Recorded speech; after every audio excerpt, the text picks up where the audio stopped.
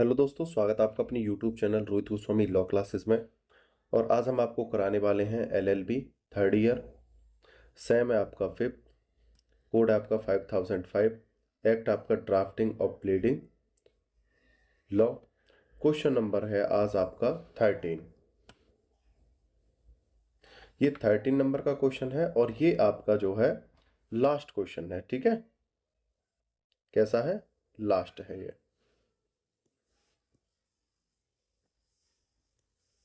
ये आपका last question है। ठीक है, अब से पहले मैं आपकी प्लेलिस्ट में काफी क्वेश्चन आपके करा चुका हूं। प्लेलिस्ट आप जाकर देखिएगा।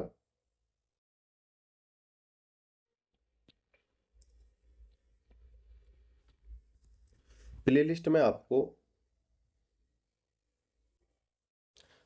सीपीसी और आपको एडमिनिस्ट्रेटिव लॉ, इनके क्वेश्चन भी आपको देखने को मिलेंगे। सीपीसी हमारा 5001 कोड होता है, जो सिविल प्रोसीजर कोड आपका फिफ्थ सेम में फर्स्ट पेपर था। ठीक है, दूसरा है ये हमारा 3003, जो हमारा थर्ड सेम में था। बात करते हैं, यह क्वेश्चन आपके लिए बहुत ज़्यादा ज़रूरी है देखने, क्योंकि आप इन्हें जब देखोगे तो आपकी जो नॉलेज बढ़ेगी और आपके जो क्वेश्चन है यहाँ से आते भी हैं। आप इन्हें ज़्यादा नहीं, एक एक बार ज़रूर देख लीजिएगा। आज का जो क्वेश्चन है बहुत ही ज़्यादा महत्वपूर्ण है, उसे देखते हैं। और इसके जो आने की जो संभावनाएं रहती हैं वो 80% बनी रहती हैं। पेपर में आने की जो संभावना है 80% रहती है। अब जैसा कि आपको पता है, मैं क्वेश्चन को कराने से पहले थोड़ा सा एक एग्जाम्पल देता हूं, उसे सॉल्व कराने का प्रयास करता हूं, जिससे कि क्वेश्चन और आंसर दोनों ही आपको कहानी की तरह समझ में आ जाए। ठीक है, हम बात करते हैं। सबसे पहले दो पक्ष हैं, एक का नाम ए है, एक का नाम बी है।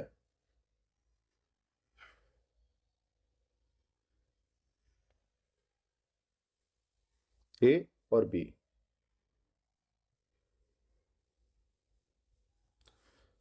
ठीक है। देखते हैं, यहां पर ए है, ये बाद लेकर आता है। क्या लेकर आता है? बाद लेकर आता है। और ये कहता है कि मुझे बी ने या बी की गाड़ी ने मुझे चोट मारी है, यानी मेरे एक्सीडेंट किया है। ठीक है, यानी कि यहां पर लिख लो चोट मारी है। उसके खिलाफ ये क्या है? बाद लेकर आता है। प्रतिवादी यानी जो बी है, इसकी जो कोई गाड़ी होती है, उसे ड्राइवर चला रहा होता है। ठीक है, कौन? ड्राइवर। ये अपना बचाव लेके आता है कि सर, पहली बार तो मेरे ड्राइवर ने पूरी सावधानी बरती है और गलती इसी व्यक्ति की एक ही थी। ये किसी कारण से रोड पर रुक गया था और गाड़ी इसमें ठुक गई, तो इसमें मेरा कोई कसूर नहीं है। ठीक है, ना ही मेरे ड्राइवर का कसूर है। और ये जो घटना है, मैं इससे इनकार करता हूं कि मेरे ड्राइवर ने जानबूझकर इसे मारा है। इसी का जो वाद विवाद है,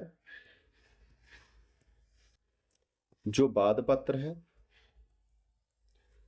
हमने क्वेश्चन के जरिए आंसर में दिया है। पहले हम प्रथम पक्ष और द्वितीय प्रथम पक्ष को सुनेंगे, उसके बाद हम द्वितीय पक्ष को सुनेंगे। ठीक है, देखो, ज्यादा समय बर्बाद करना सही नहीं है, एग्जाम आपका बहुत जल्दी है और मोटा मोटी मैंने यहाँ पे आपको अच्छे से समझा दिया है। अब हम अपने क्वेश्चन की तरफ चलते हैं। क्वेश्चन नंबर हमारा लास्ट है 13, ध्यान रखना इस बात को। क्वेश्चन नंबर 13, तेजी से अपेक्षापूर्ण गाड़ी चलाने से पहुंची क्षतियों के लिए एक वाद पत्र तैयार कीजिए। उक्त वाद पत्र व लिखित कथन की भी लिखिए। Draft a plan for damage an account of rates and negligent driving also draft of writing statement of the above suits. ये हमारा क्वेश्चन है। अब देखते हैं हम अपना आंसर। वाद पत्र, ठीक है, जो हमारा सूट्स,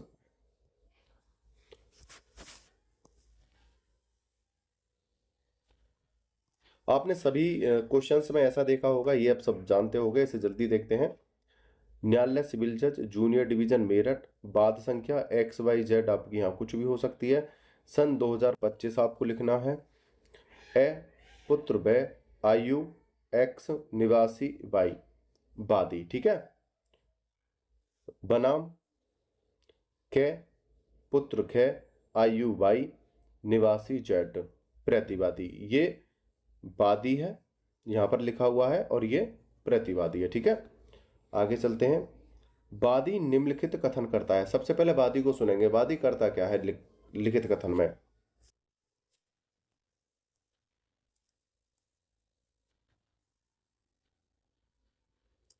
नंबर 1, यह कि वादी चर्मकार है, यानी चमड़े का कार्य करता है और अपना कारोबार सार बाजार मेरठ में करता है। प्रतिवादी जाति का ब्राह्मण है, मतलब जो वादी है वो तो चर्मकार है। ये क्या कौन है? चर्मकार। और ये प्रतिवादी कौन है? ब्राह्मण, ठीक है।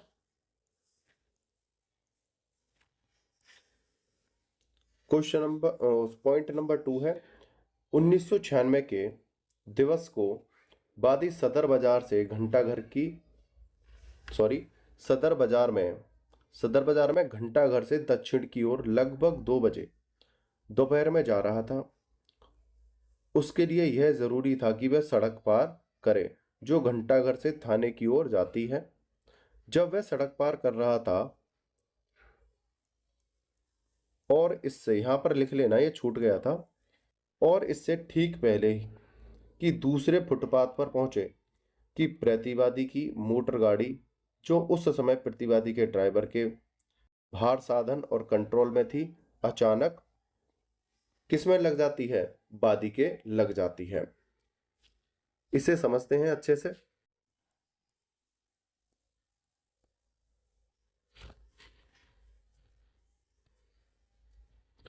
यहां पर जो वादी है,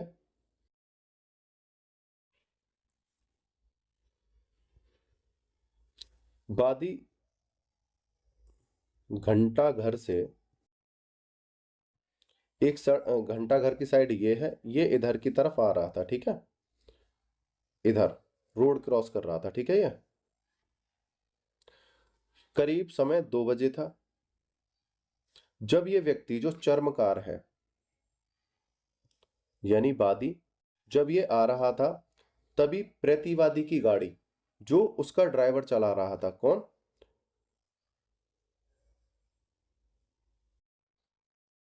ये कार है, ये कौन था?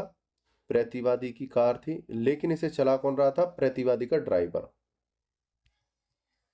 ये किस में ठुक जाती है? वादी में ठुक जाती है, और ठुकने के कारण वादी के एक पाम यानी एक टांग कुचल जाता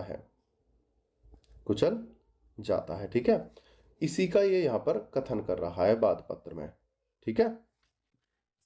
आगे चलते हैं।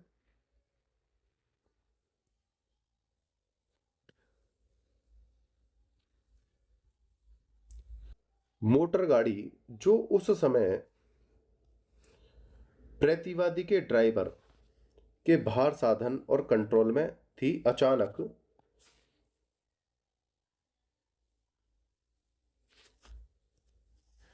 अचानक और बिना किसी हॉर्न के बड़ी तेज गति से अपेक्षापूर्ण रीति में मोड़ी गई। गाड़ी का अगला बम्पर वादी से टकरा गया और वादी टक्कर से नीचे गिर पड़ा और मोटर के पहिए से कुचल गया। तो यहां पर यह घटना बताई है। वादी बोल रहा है कि गाड़ी ठुकी मेरे से, और उसने ना तो हॉर्न दिया, और बहुत तेज गति से गाड़ी आ रही थी, जिसके कारण अगला बम्पर ठुका और मेरा शरीर जो नीचे गिर पड़ा, मैं नीचे गिर पड़ा, और पहिए से मेरा एक पैर जो है कुचल गया है। थर्ड नंबर पे ये कहता है, गाड़ी की टक्कर और पहिए से कुचले जाने के कारण वादी की दाईं टांग टूट गई और उसके पेट पर काफी खरोंच आ गई और अंदरूनी चोटें भी आईं।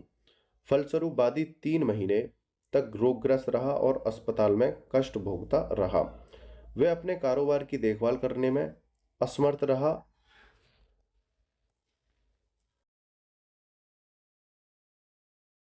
असमर्थ रहा और उसे काफी रकम इलाज और अन्य प्रकार से खर्च करनी पड़ी तथा कारोबार की हानि उठानी पड़ी। देखो, इसको अगर मैं एक्सप्लेन करने का प्रयास करूं तो ये तो बेकार बात है। ये बहुत सिंपल चीज है, आपको समझ में आ गई होगी। वादी कह रहा है कि टक्कर से मुझे नुकसान हुआ जिससे मेरे पैसे का और समय की बर्बादी हुई है। अब मुझे वो क्षतिपूर्ति चाहिए। बाद हेतु, भाई बाद हेतु में क्या लिखेगा कि जो 3 महीने मेरा काम बंद रहा है और जो मेरा इलाज में खर्चा हुआ है वो मुझे दिलाया जाए। ठीक है, क्या है, दिलाया जाए। दूसरा, मूल्यवाद, मतलब बाद का मूल्य, मतलब जो खर्चा मेरा कोर्ट में हो रहा है, यानी अधिवक्ता और ये केस में जो हो रहा है वो मुझे दिलाया जाए। मतलब 3 महीने मेरा काम बंद रहा वो पैसा, इलाज में जो लगा है वो पैसा, और कोर्ट फीस, मुझे इन सभी चीजों को दिलाया जाए। हस्ताक्षर वादी द्वारा एडवोकेट, हस्ताक्षर वादी। ठीक है, दोबारा से यहां पे हो जाएंगे। फिर यहां पर है सत्यापन। क्या किया जाएगा यहां पे, जो वादी है, जो चरमकार है, वो यहां पर अपना सत्यापन कर देगा। सत्यापन स्थान और तिथि। सत्यापन, अब से पहले अगर आपने वीडियो देखी होगी तो आप सबको पता होगा सत्यापन होता क्या है। ठीक है, आगे चलते हैं। अब इसके बदले में, अभी तक तो देखा था हमने वादी को, अब सुनेंगे हम प्रतिवादी को। प्रतिवादी इसके बदले में क्या कहता है। जैसा कि आपको पता है, जब कोई वाद डलता है तो प्रतिवादी अपना जवाब लिखता है, उसको कहते हैं प्रतिवाद पत्र। तो अपने जवाब में प्रतिवादी क्या कहता है, लिखित कथन, रिटन स्टेटमेंट या राइट स्टेटमेंट। ठीक है। नंबर 1, प्रतिवादी इस कथन से इनकार करता है कि वाद पत्र की धारा 2 वर्णित मोटर मोटर गाड़ी थी और वह प्रतिवादी के ड्राइवर के भार साधन या नियंत्रण में थी। कथित मोटर गाड़ी से द एंड कंपनी किराए पर मोटर गाड़ी चलाने वाली कंपनी के स्वामियों की थी।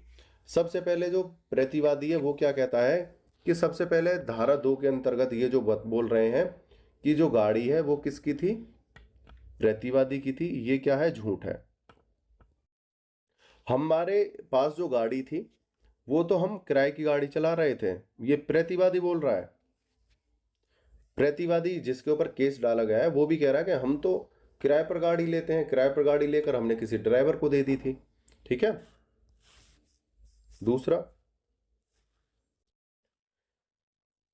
उनका कोई नौकर चला रहा था। दूसरी बात ये बोली कि हमने तो किराए पर ली थी किसी कंपनी से, कंपनी किराए पर देती है और उसके बाद हमने उसे नौकर को दे दिया था, नौकर चला रहा था। और जिसे प्रतिवादी ने किराए पर एक्स स्थान से वाई स्थान तक जाने के लिए लिया था। ठीक है, उसने स्थान भी यहां पे काउंट कर दिया। दूसरी बात, हो सकता है ये कंपनी वाले ही ये कहें कि भाई हमने तो जो कार है या जो भी वाहन है हमने तो इसे किराए पर दिया था, अब जो लेकर गया है, जो व्यक्ति, जो ड्राइवर है, अब ये जिम्मेदारी उसकी है, हमारी कंपनी इस बात के लिए जिम्मेदार नहीं होती। या ऐसा हो कि जो प्रतिवादी है उसने इसे किराए पर लिया हो कार को या किसी अन्य वाहन को, और इसने अपने ड्राइवर को किसी कार्य करने के लिए उसे दे दिया हो। ठीक है, आगे चलते हैं।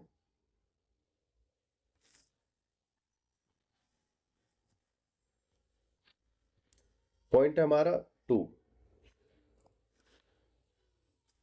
प्रतिवादी को यह स्वीकार नहीं है, किसको, प्रतिवादी को स्वीकार नहीं है कि उक्त मोटर घंटा घर चौराहे पर अपेक्षापूर्ण अचानक या बिना चेतावनी दिए तेजी से मोड़ी थी।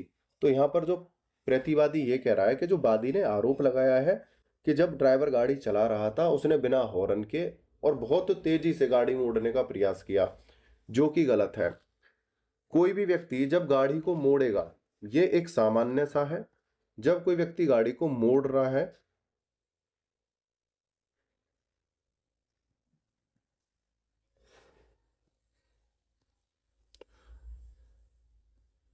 मोड़ता है तो वो पहले क्या है, गति जो है धीमी करेगा, गति क्या है, धीमी करेगा। और आपके जो वादी हैं, वादी ने ये कथन किया है कि वो गाड़ी को मोड़ रहा था, तो मोड़ना एकदम क्या होता है, धीमी गति में मुड़ती है, और जब कोई व्यक्ति मोड़ता है तो वो हॉर्न बजाता है। ठीक है, तो ये क्या है, इनका एक मिथ्या कथन है, ये झूठ बोल रहे हैं। आगे फिर प्रतिवादी क्या कहता है 3rd नंबर के पॉइंट में, यदि प्रतिवादी या उक्त ड्राइवर असावधान भी था, जिसका प्रतिवादी इंकार करता है कि भाई ये झूठ है कि मेरा जो ड्राइवर है, जो प्रतिवादी है, वो असावधान था, गलत है, तो भी प्रतिवादी का यह कथन है कि वादी स्वयं अंशदायी असावधानी का दोषी है, कि जो वादी है वो खुद जिम्मेदार है इस घटना के लिए। क्यों? धारा 2 में वर्णित घटनाओं के तुरंत पहले बिना इस बात को देखे या समझे कि सड़क पर किस गति में ट्रैफिक चल रहा है, जबकि प्रतिवादी मोटर केवल 3 गज पीछे थी, वादी सड़क पर पड़ी किसी चीज को उठाने के लिए रुक गया। जो वादी है वो रोड क्रॉस कर रहा था, रोड क्रॉस करते समय वादी का मन बदला और वादी ने क्या है, जो रोड पर कोई वस्तु पड़ी थी उसे उठाने के लिए वो नीचे झुकता है, जबकि गाड़ी 3 मीटर पीछे ही थी। उसने ये नहीं देखा कि मेरे पीछे गाड़ी भी आ रही है, वो रोड पर खड़ा होकर सामान उठाने लग जाता है। इसी बीच उसकी क्या है, दुर्घटना हो जाती है। ठीक है,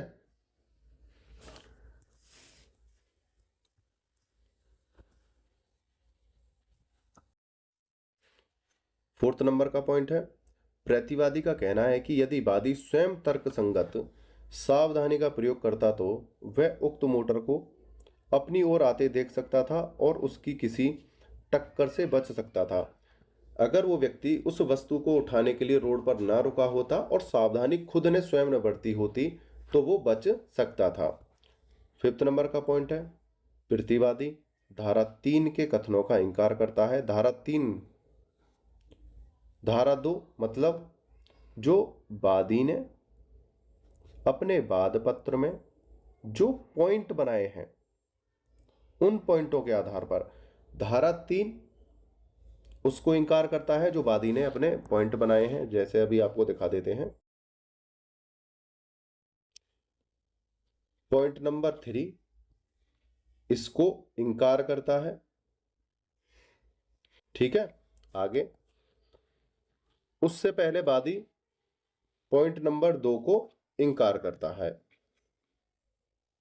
इसको भी क्या है, इंकार करता है उससे पहले। आगे चलते हैं।